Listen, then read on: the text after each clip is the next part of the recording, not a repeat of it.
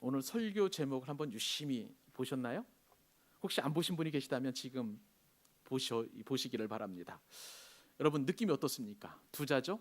복인데 어떤 분들은 복 그렇게 이해하실 수도 있겠고요. 복 뭐 그렇게 이해하실 수도 있겠습니다만은 그것은 여러분들의 자유입니다. 저는 설교자로서 성경 본문이 오늘만 같았으면 참 좋겠다라는 그런 생각을 한번 해봅니다. 왜냐하면요 마음껏 강단에서 복을 선포할 수 있기 때문에 그렇습니다. 언제부터인가 우리 한국교회에서 이처럼 설교 강단에서 복을 이야기하게 되면 목사님 그거 기복신앙 아닙니까? 라고 그렇게 오해하는 일들이 많아졌어요. 그런데 저는 제가 원해서 이처럼 복을 설교하는 것이 아니라 오늘 주어진 우리가 말씀을 듣는 그 본문이 바로 복과 관련된 말씀이기 때문에 저는 오늘 주어진 본문이 너무나 행복한 것이죠. 설교의 그 이론 가운데에 강해 설교라는 그런 이론이 있습니다. 이 강해 설교는 무엇이냐면요, 하나님께서 성경의 첫 저자인 그 성경 저자에게 영감을 불어넣어 주셔서 성경을 기록하지 않았겠습니까? 그 말씀을 주실 때는 하나님의 어떤 의도가 있으셨을 거예요. 그래서 설교자는 그 하나님께서 주신 그 의도를 본문 묵상과 그리고 성경 연구를 통해서 그 의미를 깨닫고 하나님이 주시는 그 은혜를 설교자의 삶에 먼저 적용하고 그리고 나서 청중들의 삶을 변화시키도록 그렇게 그 뜻을 전하는 것이 바로 설교라는 것입니다. 그것이 바로 강해 설교의 정의인데 저는 오늘 이 강해 설교의 이론에 입각해서 하나님께서 이 말씀을 통해서 주시는 그 뜻이 무엇인지를 여러분들에게 증거하려다 하다 보니까 그 주제가 바로 복인 거예요. 그러니까 제가 의도하지 않게 성경을 읽고 엉뚱하게 뭐 다른 얘기하는 것이 아니라 주어진 내용 속에서 하나님께서 복을 선포하셨기 때문에 복을 여러분들에게 증거하게 되어 있습니다. 사랑하는 여러분, 오늘 말씀을 통해서 하나님께 들려주시는 모든 복이 여러분의 삶과 여러분의 가정과 여러분의 직장과 여러분의 사업장 가운데 여러분의 학교 가운데 임하기를 주님의 이름으로 축복합니다. 여러분, 오늘부터 복에 관한 설교가요 무려 9주 동안 진행이 됩니다. 몇 주요? 9주요. 오늘 포함해서 9주를 이제 복에 관한 말씀을 드릴 텐데 여러분 기대하십시오. 그리고 사모하십시오. 그리고 매주마다 우리 하나님께서 들려주신 그 복을 나의 것으로 삼겠다라는 그러한 다짐으로 귀를 활짝 여시고 마음을 여시고 주님의 말씀을 듣기를 주님의 이름으로 소원합니다. 자, 그렇다면 여러분, 하나님께서 우리에게 주시는 그 복이란 도대체 무엇일까요? 각종 복의 원리와 그 다음에 복을 주신 하나님의 뜻을 우리가 살펴볼 텐데 오늘 말씀을 통해서 우리가 깨달아야 될 그리고 알아야 될 첫 번째 교훈은 무엇이냐면요, 오복 대신 팔복의 은혜를 사모하라는 거예요. 다시 한번 해보십시다. 오복이 아닌 팔복의 은혜를 사모하라. 여러분은 어떨 때 복을 받았다라고 생각을 하십니까? 뭐 돈을 많이 벌고 건강하면 복이라고 생각을 좀 하시죠? 또 누군가에게는 원하는 대학에 입학을 하고 원하는 직장에 취직을 하고 원하는 사람과 결혼하고 원하는 그런 시기에 아기가 태어나고 그리고 또 건강한 것, 뭐 이렇다면 좀 충분하게 복을 받았다라고 생각해 볼 수 있을 것 같습니다. 여러분, 이런 복이라면 생각만 해도 좀 행복할 것 같습니다. 어떠십니까? 행복하십니까? 바로 성경에서 말하는 복이 이 행복이라는 거예요. 앞으로 계속해서 제가 이제 복에 대해서 말씀을 드릴 텐데 그 복이 바로 행복이라는 말씀을 이제 계속해서 설명해 드릴 텐데요. 사람들은요, 현재 자신이 가지고 있지 않는 것이나 혹은 좀 뭔가가 부족한 것이 채워지면 그것을 행복이라고 느끼고 있습니다. 어린아이의 행복은 무엇인지 아세요? 어린아이의 행복은요, 어른이 되는 겁니다. 어른이 되어서 나도 엄마 아빠처럼 영화관에도 한번 가보고 커피숍에도 한번 가보고 또 뭐 술을 좋아하시는 부모님이라면 술 한잔 하고 하는 그런 어린아이들의 청소년들의 꿈이 있는 것이죠. 근데 여러분, 어른이 되면 더 나이가 많은 그런 어른이 되는 것보다도 나이가 한 달 더 줄거나 젊어지기를 원합니다. 이게 참 아이러니한 거예요. 우리는 돈을 많이 벌기 위해서 심지어는 건강을 무릅쓰고 담보하고 이렇게 돈을 많이 법니다만은 나중에는요 돈을 써서 건강을 지키고 또 건강을 유지하도록 하는 때가 반드시 오게 되어 있습니다. 우리가 또한 일생을 살다 보면 내 마음대로 그리고 내가 하고 싶은 것 그것을 이루어가면서 인생을 살다가 죽음과는 나와 이제 거리가 멀다라고 생각을 하겠죠. 근데 정작 죽음의 직면에서는 그런 나의 삶을 후회하기도 합니다. 그러므로 이 행복이라는 것이 내가 부족한 것 또 없는 것을 채워가는 것이 행복이 아니라 행복은 항상 우리 삶에서 저만치 좀 떨어져 있는 그러한 것으로 보인다는 것이죠. 그러므로 우리는 진정한 복이 무엇인지, 진정한 행복이 무엇인지를 알고 그 행복을 추구하는 것이 너무나 중요하다는 것이죠. 근데 성경에는요, 이러한 우리들의 고민과 행복에 대한, 진정한 복에 대한 그런 해답을 제시해 놓고 있습니다. 그 말씀이 민수기서 6장에 기록되어 있는데, 이 민수기서 6장에 기록된 이 복은요, 하나님께서 대제사장 아론을 통해서 이스라엘 백성들을 축복하게 하기 위한 그 축복의 문이 바로 말씀이 민수기서 6장에 기록되어 있습니다. 우리 그 축복을 받는 의미로 민수기 6장 24절로 25절 26절 말씀 한번 같이 읽어보도록 하십시다. 자, 시작. 여호와는 내게 복을 주시고 너를 지키시기를 원하며 여호와는 그의 얼굴을 내게 비추사 은혜 비추시기를 원하며 여호와는 그 얼굴을 내게로 향하여 드사 평강 주시기를 원하노라. 아멘. 여러분, 이 말씀에 따르면 복을 주시는 분이 누구시라고요? 여호와 하나님이세요. 여호와 하나님께서 복을 주신다. 성경이 분명하게 기록되어 있습니다. 돈 많은 여러분들의 부모님이 복을 주시는 게 아니라는 거예요. 그리고 사회적으로 인정받고 잘 나가는 여러분의 자녀들이 여러분들에게 복을 준다는 게 아니라고 성경 분명히 말씀하고 있습니다. 건강도 우리에게 복을 주지 못하고 인기도 우리에게 복을 주지 않는다. 오직 복을 주시는 분은 하나님이시라고 성경에 분명하게 기록되어 있습니다. 성경은요, 놀랍게도 하나님이 주시는 복으로 가득 채워져 있습니다. 그러므로 우리는 그 하나님이 주시는 그 복을 어떻게 하면 받아 누릴까 고민하지 마시고 성경으로 돌아가면, 하나님의 말씀으로 돌아가면 그 복을 나의 복으로 받게 되는 줄로 믿습니다.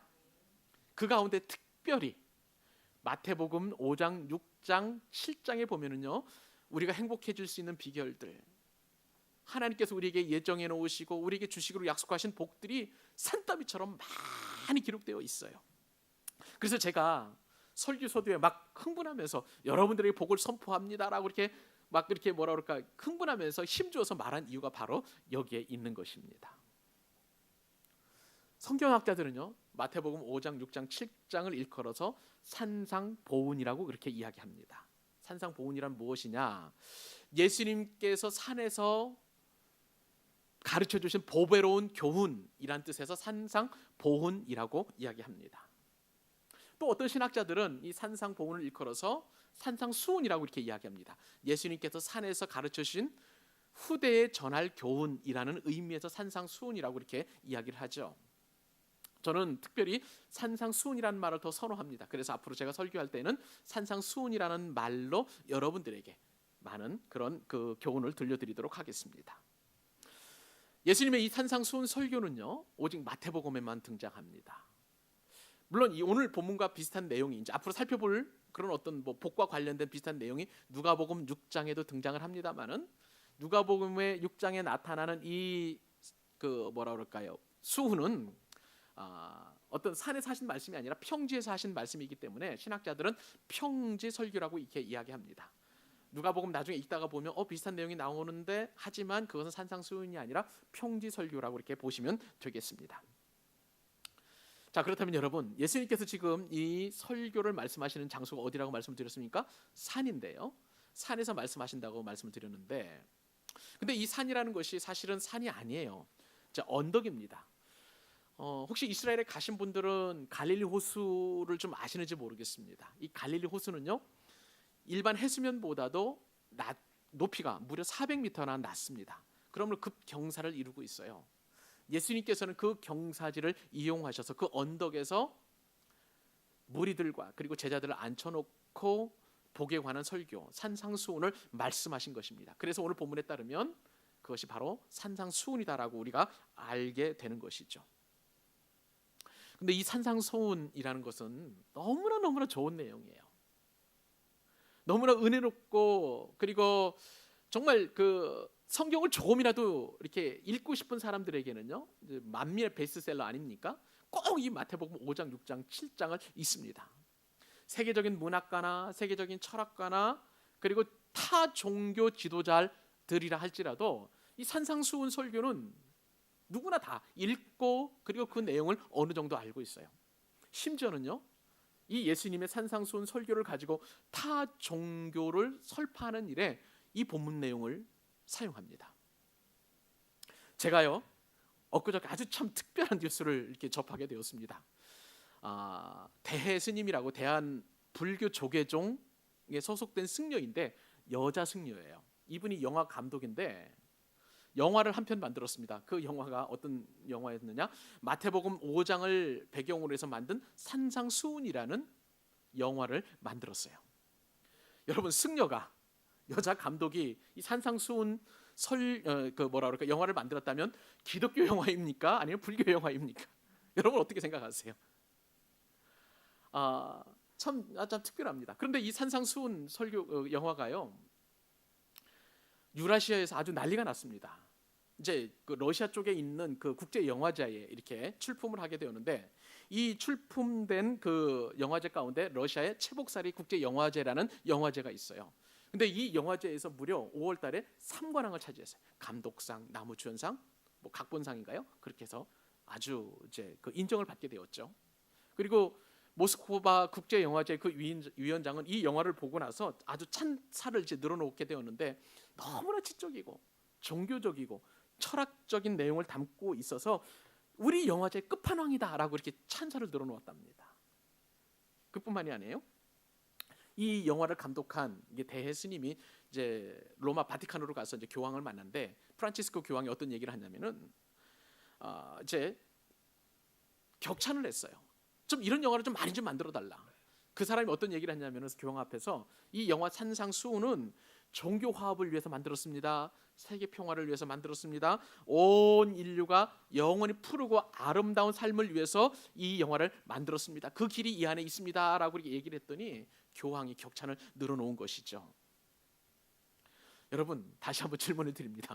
이 승려가 만든 이 영화는 기독교 영화입니까? 불교 영화입니까? 참 우리에게 곤란한 질문을 주는 그런 질문이라고 생각이 되는데, 저는요, 승려가 만든 이 영화를 이렇게 생각을 합니다. 적어도 승려가 이 산상수훈 영화를 만들므로 말미암아서 그가 노리는 그 메시지는 무엇이냐면요, 적어도 내가 믿는 그 불교는 이 기독교보다 여러 가지 면에서 우위에 있다. 우리는 포용적이고 또 많은 것들을 포괄할 수 있는 그런 관용의 종교다라는 메시지를 분명히 세상 사람들에게 준다는 것이죠. 적어도 기독교보다 내가 믿는 불교가 더 우위에 있다라는 메시지를 충분히 주기에 분명합니다. 그리고 이 영화가 저는 기독교 영화라고 할 수가 없다라고 생각을 하는데, 왜 그러냐면요, 성경 말씀은 우리가 올바로 해석하기 위해서는 반드시 성령의 조명하심이 필요합니다. 아멘이시죠? 성경을 읽어놓고 내 마음대로 해석하면 안 되잖아요. 그런데 승려 입장에서 성경에 나타난 어떤 표면적인 의미만 가지고 그가 가지고 있었던 어떤 지식이라든지 어떤 종교적인 통찰을 가지고 영화를 만들었다고 해서 하나님께서 이 말씀을 통해서 들려주시고자 하시는 진정한 하나님의 뜻이 들어갈 수 없다는 것이죠. 그렇기 때문에 이것은 기독교 영화가 아니라 저는 불교 영화라고 생각을 하는 것입니다. 어떤 사람은요, 이 산상수훈을 일컬어서 인간 윤리의 최고봉이라는 찬사도 늘어놓기도 합니다. 사람들 사이의 관계, 어려움을 겪고 있는 사람들에게 이 주님께서 말씀하시는 이 말씀대로 살면 정말 관계가 회복이 되고 윤리를 완성시키는 그런 모습이다라고 이야기하는데, 그러나 산상수훈 말씀은 윤리가 아니에요. 사람들 사이의 관계를 뭐 이렇게 더 지속시키고 또 그다음에 덕목을 이렇게 추앙하기 위해서 만든 말씀이 아니라는 거예요. 하나님과의 관계를 더 은밀하게, 더 긴밀하게, 더 돈독하게 하기 위해서 주신 하나님의 말씀인 줄로 믿습니다. 그렇기 때문에 우리는 이런 기본 이해를 가지고 산상수훈 말씀을 우리가 접해야 되는 것이죠. 그 산상수훈 말씀이 바로 팔복으로 시작을 합니다.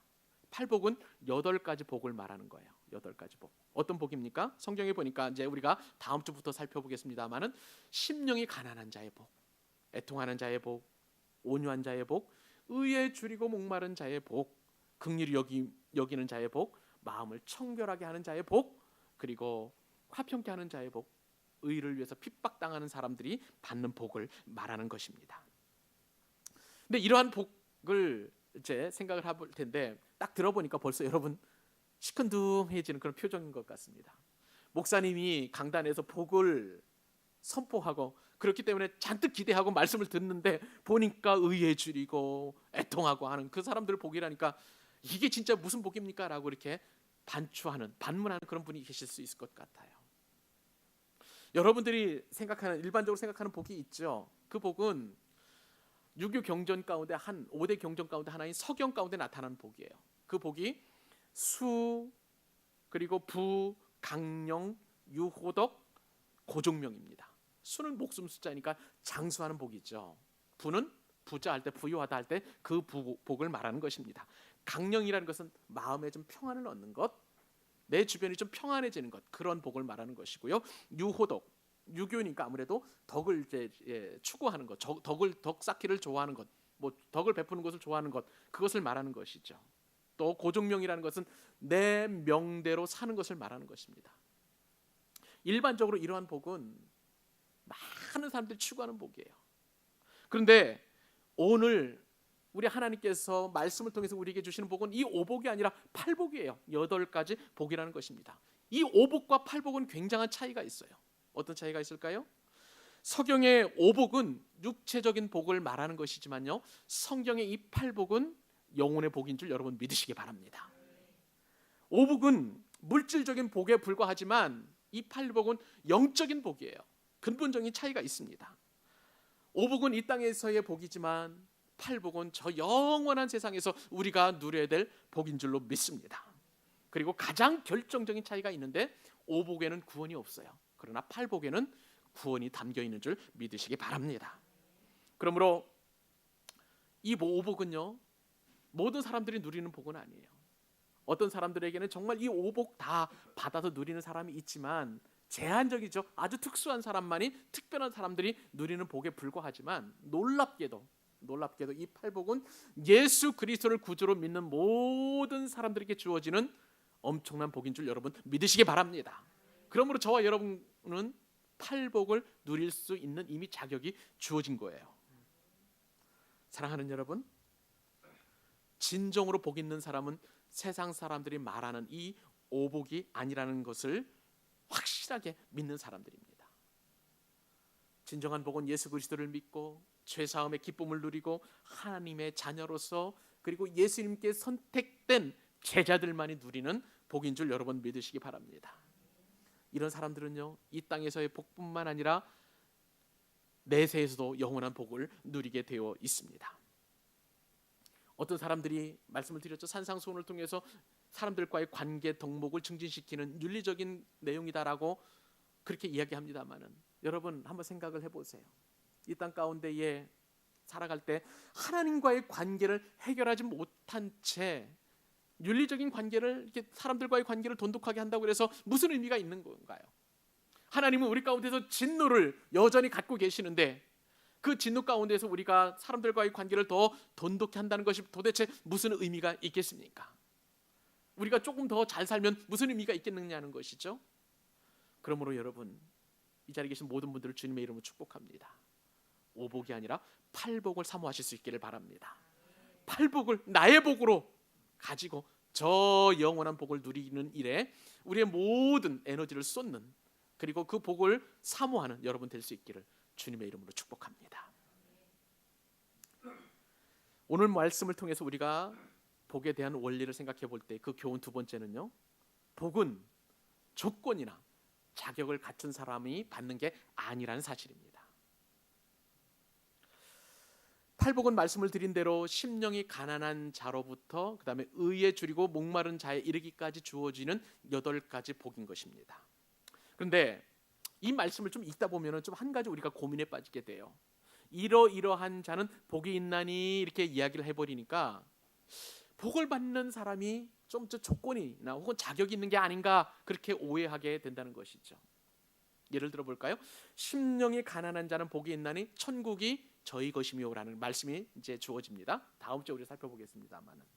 그러면은 내게 천국이 임하려면은 내 심령이 가난해져야 되겠다라는 그런 조건과 단서가 붙잖아요. 그러다 보니까 이 말씀은 이 복을 누리는 것은 어떤 조건이나 자격이 있어야만 누리는 복이 아닌가 그렇게 오해할 수 있다는 것이죠. 그러나 여러분, 팔복은요, 복을 받는 조건이나 자격과는 아무런 관계가 없습니다. 왜 그러냐면은 이 말씀은 그냥 말씀을 똑 떼놓고서 따로 보는 게 아니라 마태복음 4장하고 연결시켜 볼 때에 더더욱 그러한 우리가 은혜를 누릴 수 있다는 것이죠. 우리가 지난주까지 마태복음 4장을 살펴보았습니다. 마태복음 4장에 보면 그 말씀은 예수님의 공생의 사역의 첫 시작을 나타내는 의미였습니다.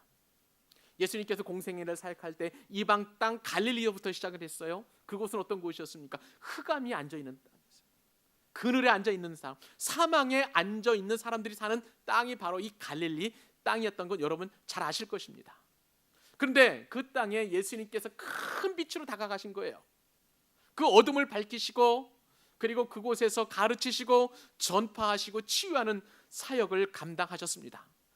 그들은 또한 사람들로부터 멸시와 천대를 받는 사람들이었어요. 그런데 그곳에서 예수님이 가심으로 말미암아 이제는 그들의 신분과 그들이 가지고 있었던 모든 천대와 압박이 일시 해결되는 엄청난 기적과도 같은 일이 그곳에서 벌어지게 된 것이죠. 이러한 예수님의 말씀이 증거가 되자 예수님을 따르는 수많은 사람들이 예수님 앞에 나왔습니다. 갈릴리에서 왔습니다. 데가볼리에서 왔습니다. 그리고 또 예루살렘에서 왔고 유대 땅에서 왔고 요단강 건너편에서 많은 사람들이 그렇게 예수님 앞에 나왔던 것입니다. 그 예수님 앞에 나왔던 사람들이 어떤 사람들이었냐면 오늘 본문에 기록되어 있습니다. 오늘 은혜를 다시 한번 생각하는 의미에서 우리 마태복음 5장 1절과 2절 다시 한번 한 목소리 읽어보겠습니다. 자, 시작. 예수께서 보시고 무리를 보시고 산에 올라가 앉으시니 제자들이 나아온지라 입을 열어 가르쳐 이르시되. 여러분 이 말씀을 다시 한번 보시면 예수님께서 보신 사람들이 있어요. 그 사람들이 누구입니까? 무리라고 성경에 기록되어 있습니다. 여러분 무리가 도대체 어떤 사람들이에요? 말씀을 드린 대로 예수님께서 전파하신 그 천국 복음 내용을 듣고 반응을 보인 사람들이에요. 호응한 사람들이에요. 모든 병을 그리고 모든 약한 것을 가지고 있는 사람들 예수님 앞에 가지고 나와서 치유를 받기 위해서 혹은 그 치유하는 장면을 목격한 사람들이 바로 무리들인 것입니다. 저들 중에는 간질하는 사람들이 있었어요. 중풍병자 걸린 사람들이 있었어요. 귀신 들린 사람들이 있었어요. 병에 걸려서 고통당하는 모든 사람들이 지금 예수님 앞에 무리로 나와 있는 것입니다. 그들이 어떤 사람이라고요? 사망의 그늘에 앉아있는 사람들이었고 그리고 그늘에 앉아있는 사람들이며 또한 무엇보다도 암흑에 있었던 그런 사람들이었습니다. 그렇다면 여러분 예수님 앞에 나와서 이 복스러운 말씀을 듣는 저들은 어떤 자격이 주어진 사람들입니까? 어떤 자격이 있어서 이처럼 예수님의 놀라운 축복의 말씀을 들을 수 있는 그 조건이 있는 사람들입니까? 아니에요. 오히려 정반대예요.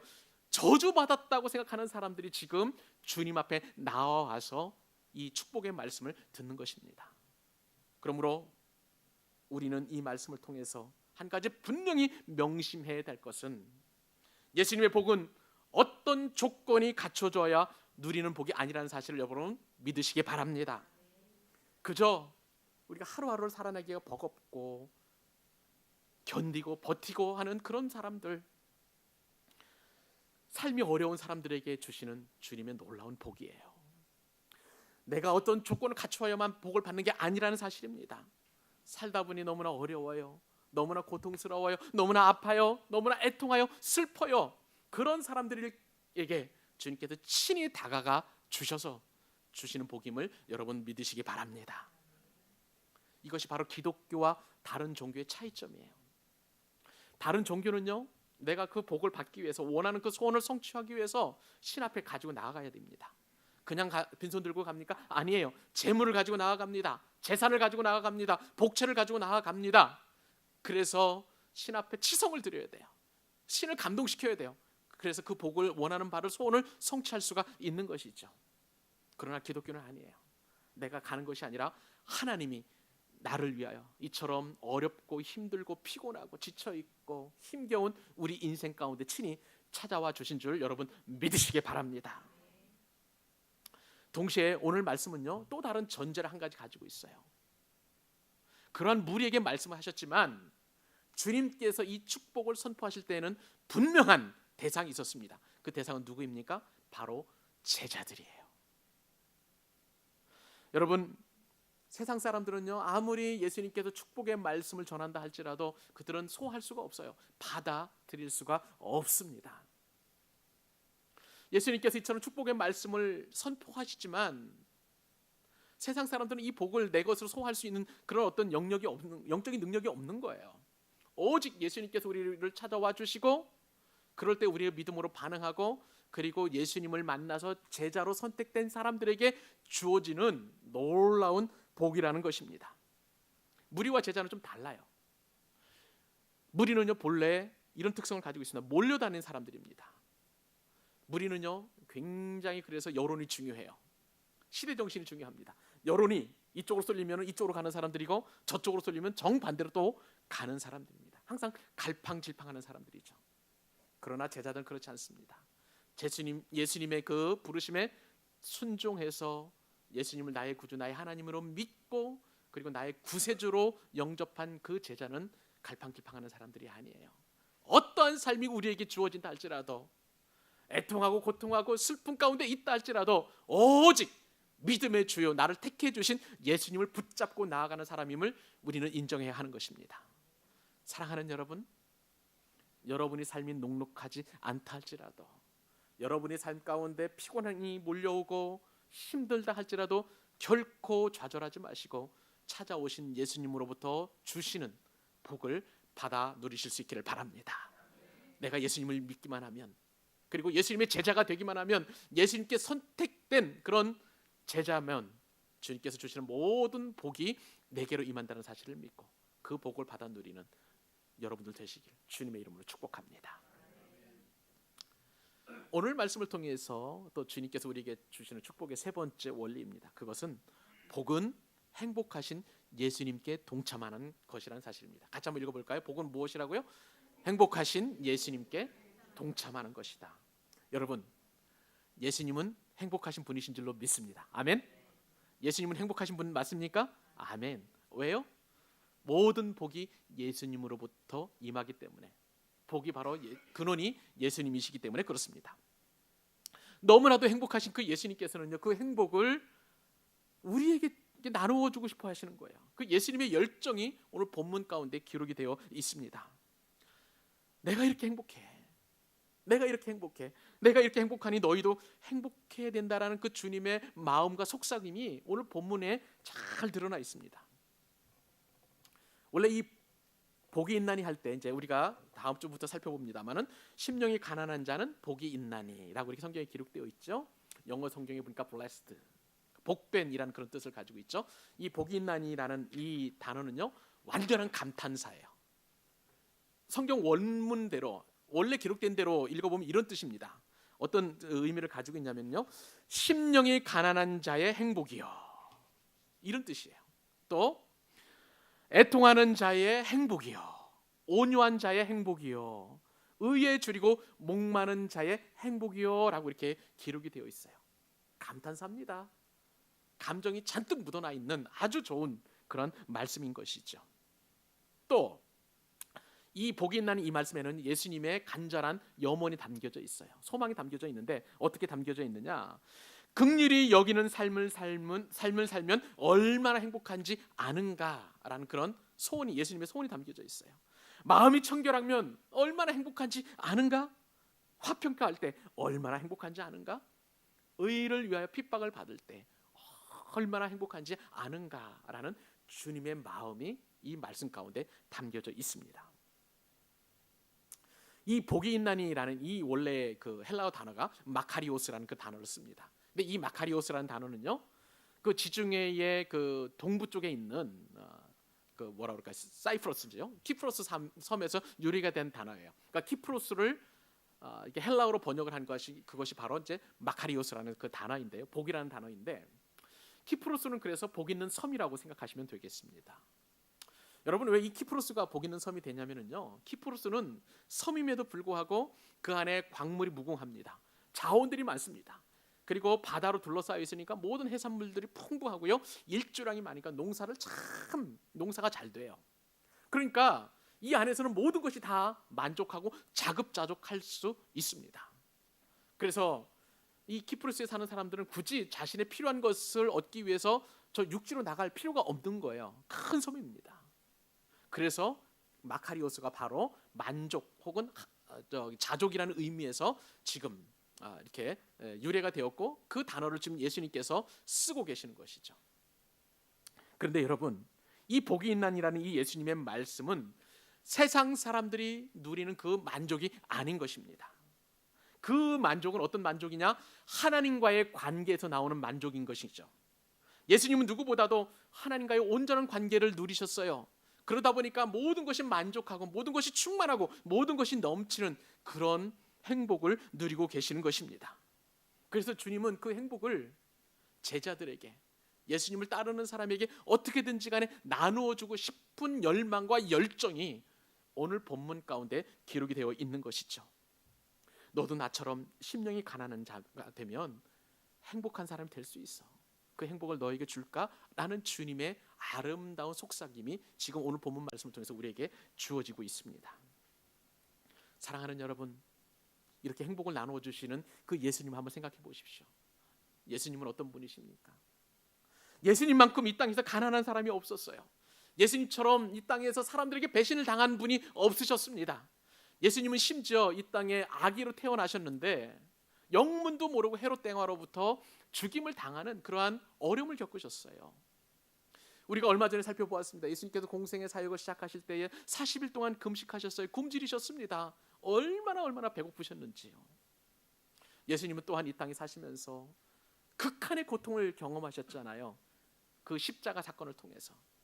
예수님처럼 극한 상황에서, 극한 삶에서 그런 삶을 사셨음에도 불구하고 예수님은 행복을 결코 잃지 않으셨습니다.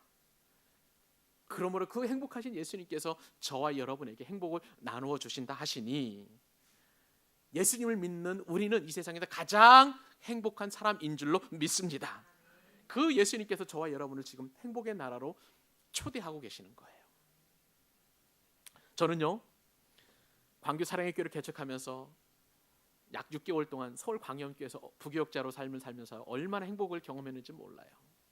그 전에 인천에서 담임 목회를 하다가 참 마음이 어려웠어요. 이렇게 하면 도저히 이제 저는 앞으로 나는 목회를 못하겠다라는 꼭까지 생각할 정도였습니다. 그렇게 해서 이제 인천에 있는 교회를 사임을 하고 갈 바를 알지 못하고 있었을 때에 서울 광영교회 조연산 목사님 불러주시고 부교역자로 삼아주시고, 목사님은 앞으로 교회 개척을 위해서 이제 다수간 좀 이제 시간을 보내시기 바랍니다. 목사님에게 주신 그 미션은 단 한 가지입니다. 쉬십시오. 그리고 목사님에게 있는 내면의 상처를 치유하셔야 교회를 개척할 수 있습니다라고 그렇게 사명을 주셨더라고요. 저는 6개월 동안 가서 놀고 먹었어요. 쉬었어요. 편하게 안정을 누렸어요. 행복을 느꼈어요. 자, 여러분, 그리고 나서 광교 사랑의 교회를 개척한 제가 행복해 보입니까? 불행해 보입니까? 여러분 말씀해 보세요. 행복해 보입니까? 아멘이에요. 저는 무척 행복합니다. 목사가 행복하면 성도들도 다 행복한 거예요. 맞습니까? 예수님이 행복하시니까 예수님을 믿는 모든 사람들은 행복한 것처럼 담임 목사가 행복하면 우리 교회에 소속된 모든 교우들도 행복해지는 줄 믿습니다. 여러분, 그 행복이요, 여러분 개인에게 뻗어나가요. 제가 행복하면 그 영적인 은혜로 말미암아 그 행복이 여러분의 가정과 여러분의 직장과 여러분의 사업장과 여러분의 학교에도, 그리고 이 지역사회도 뻗어나게 될 줄로 믿습니다. 여러분, 교회로 오는 게 행복하지 않습니까? 저는 날로 매일매일 행복해요. 새벽 예배 올 때도 행복하고, 주중에 나와서 교회에 와서 청소하고, 그리고 설거지할 때도 행복하기도 하고요. 또 주일날 말씀 준비하면서 참 피곤한 일입니다만은, 그러나 여러분들이 은혜 받을 거 생각하면 너무나 행복해요. 이 행복을 여러분들에게 나누어 드리고 싶은 거죠. 그렇기 때문에 저는 우리 광교 사랑교회 옆에 창문 있다가 걷게 되면은요, 행복의 시작 예수 그리스도라고 써 있습니다. 우리의 모든 행복은 예수님으로부터 시작되는 줄 여러분 믿으시기 바랍니다. 가난함에도 불구하고, 내가 슬픔에도 불구하고, 또 아무것도 가진 것 없음에도 불구하고, 병들었음에도 불구하고 예수님과 함께해서 행복하다면 그것이 바로 진정한 복인 줄 여러분 믿으시기 바랍니다. 그 행복은 누구도 뺏어가지 못해요. 누구도 침탈해가지 못합니다. 그 행복한 삶이 될 수 있기를 주님의 이름으로 축복합니다. 마지막으로 한 가지 더, 복에 관한 원리, 네 번째 원리입니다. 복은 권위자이신 예수님이 주시는 것이다. 아멘이죠? 아멘입니다. 여러분, 오늘 본문을요 유심히 보면 그냥 스쳐 지나가듯 한 그 말씀 가운데 굉장히 깊은 영적 진리가 한 가지 담겨져 있습니다. 자, 한번 본문을 다시 한번 보기를 원합니다. 같이 한번 읽어볼까요? 1절 2절 시작. 예수께서 무리를 보시고 산에 올라가 앉으시니 제자들이 나온지라. 자, 이 말씀을 잘 보시면 예수님께서 지금 산상수훈 설교를 하시죠. 그런데 산상수훈 하시는 예수님의 자세가 어떤 자세인지 한번 보세요. 예수님께서 무리를 보셨습니다. 그리고 나서 산에 올라가 어떻게 하셨다고요? 앉으셨다고 그랬어요. 여러분, 예수님이 앉으신 곳은요 보좌라고 이렇게 이야기합니다. 보좌는요 왕이 앉는 의자를 보좌라고 한 거예요. 근데 예수님께서 지금 앉아 계시니까 그 앉아 계신, 예를 들어서 뭐 바위 덩어리일 수도 있어요. 아니면 그냥 또 이렇게 흙일 수도 있어요. 그곳이 지금 보좌가 되는 거예요. 하나님이신 예수님께서 앉으셨으니까. 저는 이 말씀을 깊이 묵상하면서 정말 은혜가 넘어가 됐는데, 한 영화를 생각하면서 이제 더 깊은 은혜를 받게 되었습니다. 지난 1997년인가에 나온 할리우드 그 액션 영화 가운데에 에어포스 1이라는 그 영화가 있었습니다. 이 에어포스 1을 주연한 그 배우가 제가 좋아하는 해리슨 포드인데요. 이 해리슨 포드가 이제 미국의 대통령으로서 에어포스 1을 타고 이제 소련으로 가요. 그곳에서 이제 뭐 연설을 하고 돌아오는 과정 가운데 어떤 일이 생기게 되냐면, 러시아의 민족주의자들 가운데 테러리스트들이 있었습니다. 그 테러리스트들은 어떤 꿈을 가지고 있었냐면, 옛날에 그 소비에트 공화국, 소련이라고 하죠. 그 옛 소련의 영광을 재현하기 위해서 라멕이라는 장군을 지금 감옥에 갇혀 있는데 탈출시키는 음모를 꾸몄어요. 그래서 에어포스 1에 침투해서 그곳에 있는 에어포스 1에 소속되어 있는 미국의 정부 기관들, 그다음에 대통령을 호위하는 그런 어떤 경호원들을 사살하는 그런 일이 벌어지게 됩니다. 영화상에서 이런 일이 일어났는데 실제로 이런 일이 일어나면 이제 큰일 나겠지만, 그래서 이제 그 어려움 가운데 위기에 처하게 되는데, 근데 이 위기를 모면하도록 영웅적인 행동을 하는 사람이 바로 해리슨 포드 미국 대통령입니다. 그래서 이제 영화는 이 해리슨 포드에 의해서 이제 그 모든 그 테러리스트들이 일망타진을 당하게 되는데, 그리고 나서 이 에어포스 1이 이제 운항을 더 이상 할 수 없을 정도로 지금 많이 어려움이 있어요. 그래서 군용기가 하나 옵니다. 그래서 밧줄을 연결하게 돼가지고 이제 군용기를 타고 가는데, 나중에 이제 에어포스 1은 이제 폭파가 되게 되는데요.